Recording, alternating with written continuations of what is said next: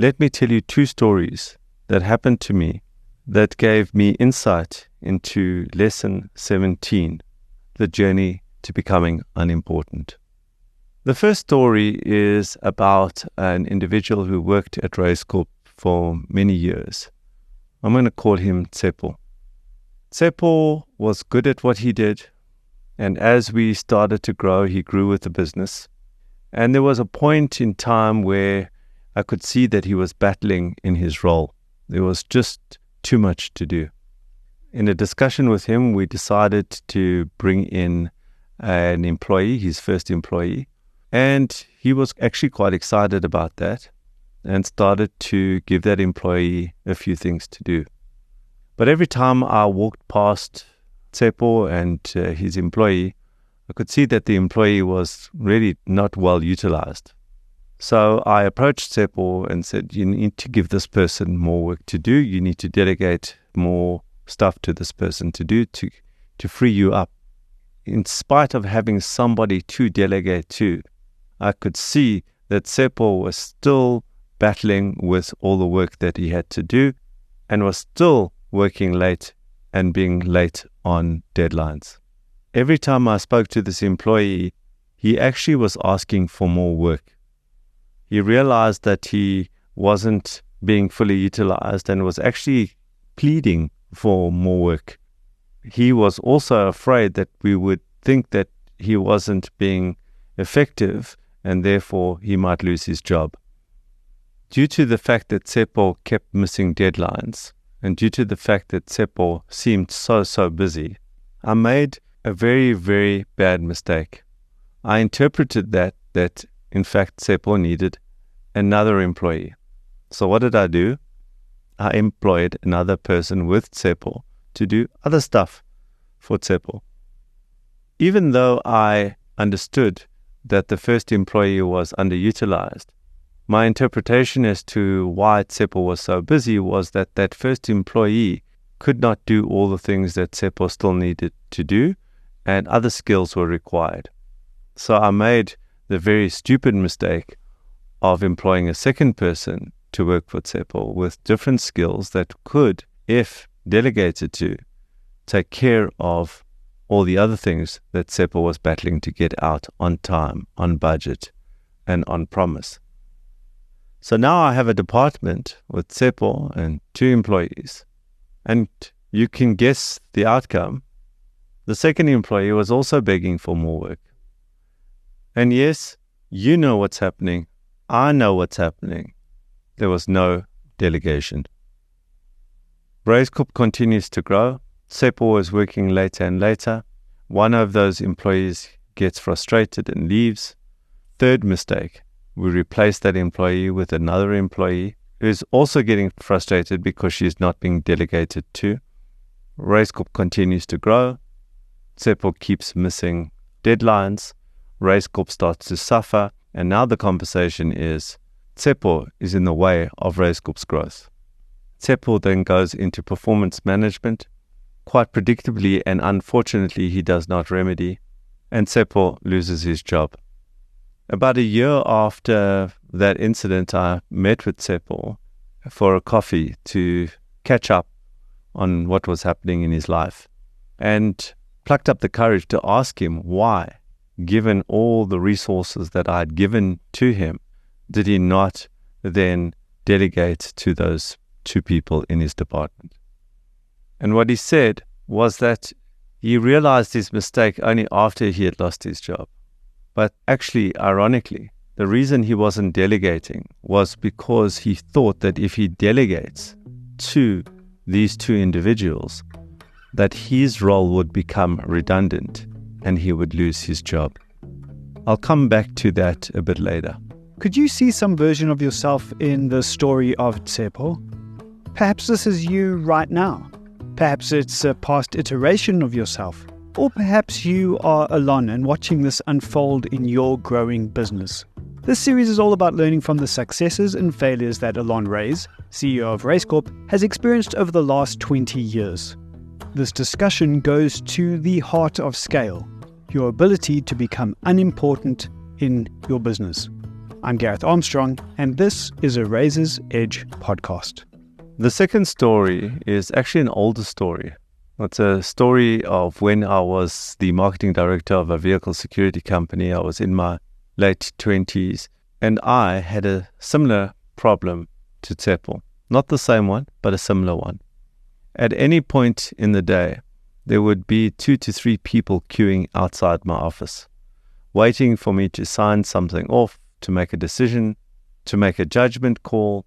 I was at the center of every single decision in this business. And what struck me one day was that a 46-year-old man, an engineer, had been waiting outside my office for me to sign off some specialized screws and bolts. The total value of those screws and bolts was less than 50 Rand. And a grown man, an engineer, had to wait for half an hour outside my office for me to sign off the invoice so that he could then proceed with whatever he had to do. What a waste of time. What a waste of resources. The second story is about delegation of authority. The first story is about delegation of work. The second story, the story about the engineer waiting for a sign-off for less than 50 Rand by me, the 28-year-old entrepreneur, was actually the beginning of my journey towards becoming unimportant. As I sat there signing off the invoice, and then to add insult to injury, asking him why we needed these particular bolts and screws, I saw the absurdity of that moment. I saw the absolute waste of time and resource. And in that moment, I projected myself into the future, where that queue wouldn't be 2-3 deep, but might be 20-30 deep. And all I would be doing all day was asking people why they were doing this, why they were doing that, and making decisions every 5 minutes, sapping the organization of the ability to make decisions by itself. How can you scale a business when you are the center of every single decision and every single sign-off? Are you perhaps the 28-year-old me at the moment, holding on to everything, afraid of losing control, afraid of bad decisions in your organization? If you walk into my office today on a very, very scruffy piece of paper, you will see the words, "How am I standing in the way of Raiz Corp today?" That's the question you should be asking yourself. How are you standing in the way of your business? When the systems in my business were forcing a 46-year-old engineer to wait half an hour for a less than 50 Rand decision, I was standing in the way of that business's growth.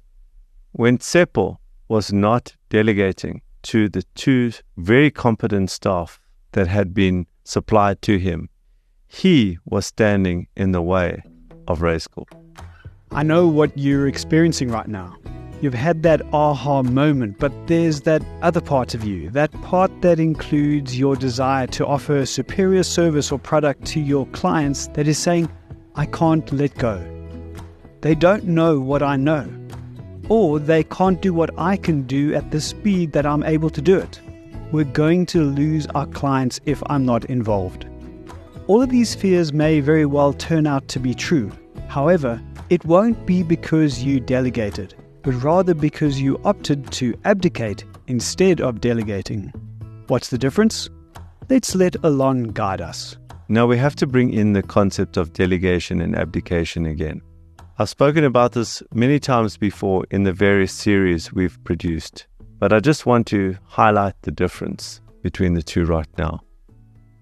Delegation is the process of finding a competent individual or individuals to allocate work to in a process where you not only explain why the work is done, but very definitively how the work is done, how it will be measured. And you take that individual through a process where you do that in front of them and they observe you, They then do the work with you observing them. You monitor their standards, and once the standards have been achieved many, many times, you then stop monitoring as often and then find a monitoring interval that is suitable for that particular item that you've delegated. Abdication is finding a person, not necessarily one that is competent to do the job, and then handing over the whole job to them with very weak or no explanation, no monitoring, and no process to understand whether they are able to do the job into the future or not. The most likely outcome of abdication is failure. As you know from listening to my various series, I have made the terrible mistake of abdicating on my entrepreneurial journey. It almost killed us. I will never do that again. If you want more detail on the difference between abdication and delegation, we've got a whole podcast dedicated to this subject. Go look through our series and you will find it there and spend time listening to that particular podcast. But for now, I want to move on to the different types of delegation. Delegation of work and delegation of authority. In the first story with Tsepo was not delegating work. In the second story with me and the 46-year-old engineer, I was not delegating authority. For you to scale your business, you need to be able to do both, but more importantly, you have to create a culture where your managers are also doing the same and the people below them are also doing the same. There needs to be a culture of responsible delegation of work and responsible delegation of authority. Did you hear those very specific words? For you to be able to scale your business, you need to be able to do both and create a culture in your business where your managers are doing the same and the people below them are also doing the same. Allon has helped grow and scale hundreds of businesses through Raiz Corp, all the while growing and scaling Raiz Corp. So if there's a voice we ought to be listening to, it's his. The mental construct that you need to adopt in order to be successful in both these types of delegation is the question that you have to ask yourself: how do I become unimportant in my own organization? And if you think about that question, it's putting yourself in Tsepo's shoes, because Tsepo was holding on because he wanted to remain relevant and important so that he wouldn't become redundant. The opposite was true. As the organization grew, he became an obstacle. In the second story, you can see that I became far too important and central as a director in that vehicle security business. And as a result, I was the impediment. I was the handbrake for growth. And the question you have to ask yourself once again is, are you the handbrake for growth in your business because you are too central and too important in the organization? Allon has called it a mental model, which, for me, translates into a deliberate and structured way of thinking that influences my actions and behavior that I train myself into. In our case, it's as simple as asking a question. However, from what Allon shares next, we can see that it may be a simple question, but it definitely requires careful and thorough thinking and even more careful execution. So what I've done for many, many years in trying to understand where I am the brake in the business, and also being very conscious of the fact that I still need to remain responsible in how I do this, is I would take an extra week out of work every single December, January holiday and see what broke or what stopped without me. And as I came back to work in January, that was the first thing I focused on in order to make sure that that process, that decision, didn't rely on me. Slowly, deliberately, over many, many years, I become less and less important in Raiz Corp. Right now, there are only two areas where I'm important, where if I don't do those things, the business cannot move forward. Just 10 years ago, that number was probably 500 things that I had to make decisions on or I had to do. I was too central. Now you might be thinking, well, I'm a 3-person operation or I'm a 1-man band. I don't have the luxury of doing this. And you would be right. At that stage, you are doing everything. You are making all the decisions. But this is not about that stage because you're still not in the way of your business growth. This is about making sure that as your business grows and you get the 4th person and the 5th person and the 10th person in your organization, that you are very deliberately removing delegation of authority out of you into certain managers, and you are very deliberately removing delegation of work to other people in a properly delegated manner. What a fantastic test. Staying away and seeing what breaks. And then not stepping in to fix it, but instead working out how to make sure it doesn't break again when you are not around. This is it, the essence of becoming unimportant. Here's a final word from Allon, where he reveals more of his real-world approach. As we speak, I'm in the process of removing one of those 2 areas. And to be quite open with you, that's around pricing. Pricing is such a sensitive part of a business. It can make or break a business. And the question I've been wrestling with over the last 2-3 years in trying to work out how I delegate this in a responsible way where I don't damage the business. I've had to document and create formulae on all the different ways that I think about pricing in a very complex business such as Raiz Corp, and allow that to be simplified for another person to be able to price in the way that I do. And so I have built pricing models, processes to manage exceptions for pricing. And now I have found an individual who I'm training and I'm now responsibly delegating to. And I have to highlight with controls. I've got controls in there. But at the end of the day, if a big deal comes in that needs to be priced and I'm on holiday, the aim is that within a year, I will not be the person required to make that pricing decision.